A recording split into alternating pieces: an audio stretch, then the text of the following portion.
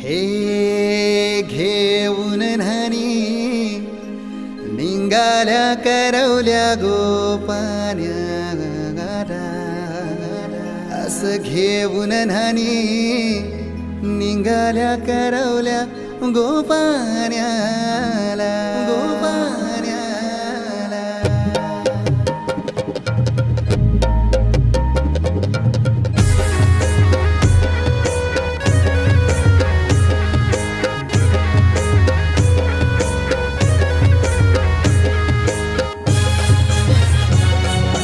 DJ Umesh